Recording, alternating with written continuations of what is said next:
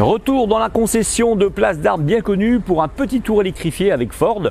En effet, bénéficiant d'une large gamme de motorisations, le Ford Kuga en ajoute une de plus à son catalogue.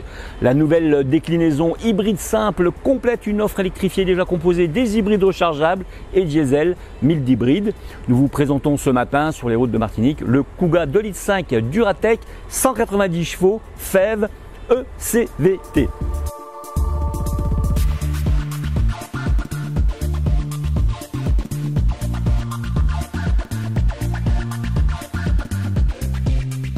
Arrivé en Martinique l'année dernière aussi, la troisième génération du Ford Kuga continue d'étendre sa gamme moteur, alors que les solutions d'achat sont déjà très larges, avec au choix de l'essence, du diesel micro-hybride, de l'hybride rechargeable ou encore du flex fuel. Eh bien, le Kuga se présente maintenant aussi avec une nouvelle possibilité, une motorisation FEV pour full hybride électrique véhicule. Cette nouvelle bouture permet de se passer de la prise électrique tout en maintenant un roulage en tout électrique possible sur une durée assez courte.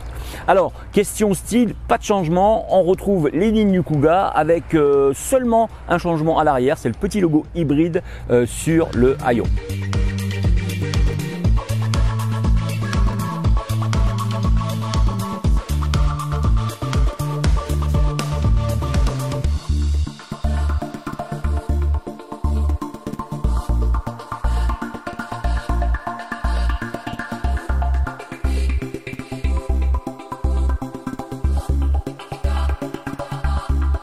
Ce Kuga ST-Line est un grand SUV qui s'est allongé de 9 cm à 4,63 m de longueur, donc tout de même c'est pas petit. Ce SUV compact est bien entendu aussi disponible en essence, je vous l'ai dit, en 1,5 litre EcoBoost de 120 et 150 chevaux et en diesel de 1,5 litre EcoBlue de 125 et 150 chevaux. Il y a même un 2 litres donc EcoBlue de 190 chevaux. Dans les deux cas, rechargeable ou non, cette hybridation installée sur la nouvelle plateforme Ford provient de l'accord déjà ancien avec Toyota. Ce dernier fournit l'intégralité de la chaîne de traction que l'on retrouve sur le RAV4 250h par exemple ou encore sur le Lexus NX 250h. D'ailleurs, Ford a droit à la toute dernière version hybride rechargeable qui avait été dévoilée par Toyota sur son RAV4 au salon de Los Angeles fin novembre 2019. Il s'agit donc du 2,5 litres essence à cycle Atkinson de boîte CVT aidé par un moteur électrique pour la version rechargeable.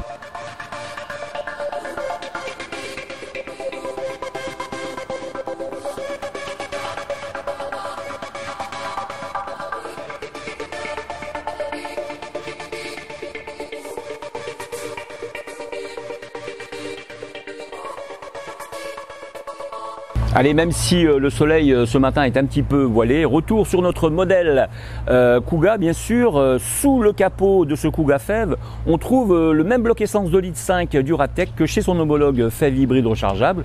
Ce 4 cylindres plutôt costaud atmosphérique à cycle Atkinson développe 152 chevaux et se voit associé à un moteur électrique de 125 chevaux. Lorsque les deux moteurs fonctionnent de concert, la puissance cumulée atteint 190 chevaux. De quoi monter casse-pilote assez facilement.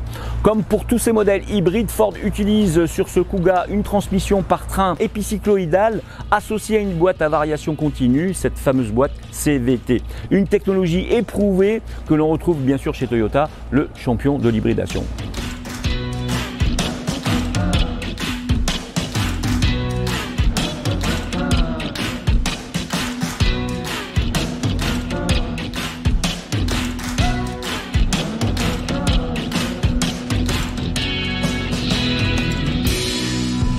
Bien qu'il s'appuie sur des technologies d'hybridation différentes, ces trois versions du Kuga ont tout le reste en commun, à commencer par l'habitacle et une partie connectée plutôt alléchante.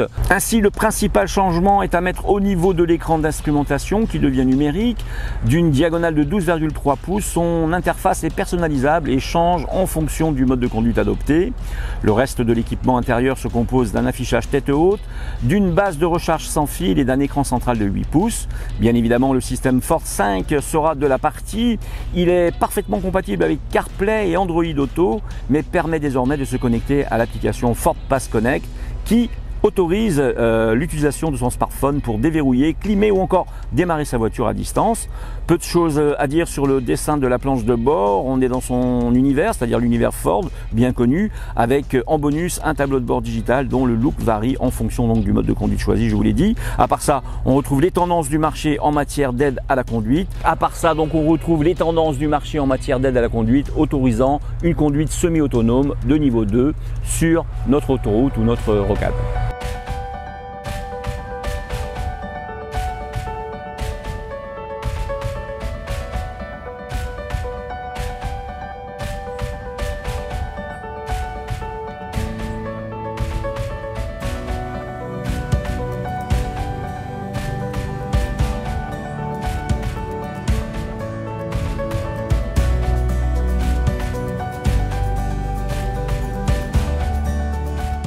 J'ai spécialement aimé l'habitacle de ce Kuga, rehaussé par le toit ouvrant et une garde au toit plus que raisonnable sur le segment. 5 passagers adultes voyagent de façon confortable, belle assise également avec des sièges aux surpiqûres rouges qui renforcent l'esprit sport de la ligne générale extérieure, tout comme le choix des matériaux qui portent l'ensemble de l'intérieur de ce SUV Kuga FEV vers le qualitatif. Belle réussite donc. À l'arrière, on trouve une banquette coulissable, mais attention, elle n'est pas de série qu'à partir donc de notre niveau de finition ST-Line, notre essai. Lorsque elle est reculée à fond, l'habitabilité offerte est nettement plus généreuse que celle d'un 3008 par exemple, ou d'un C5 Aircross, ou égale celui d'un Tiguan.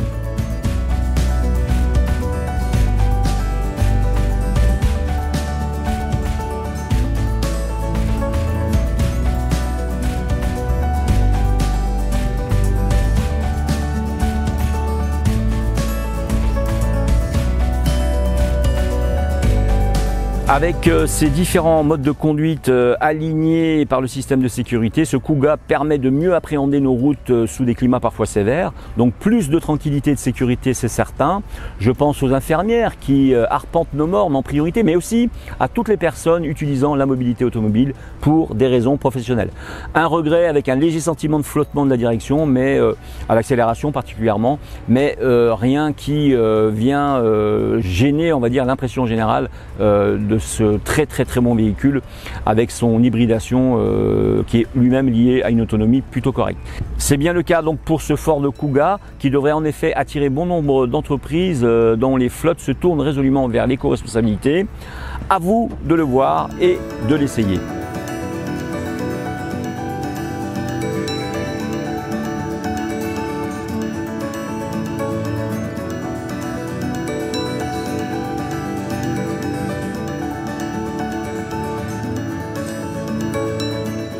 Voilà, cet essai est terminé. Moi, je vous donne rendez-vous donc sur grandautomobile.fr pour avoir l'article complet sur ce modèle, la fiche technique et les tarifs.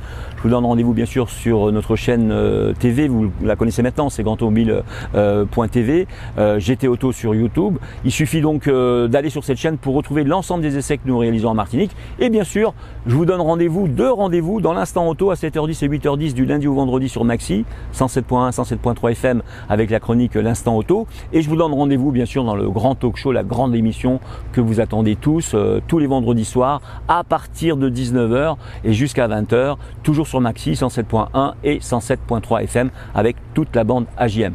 À très vite pour un nouvel essai.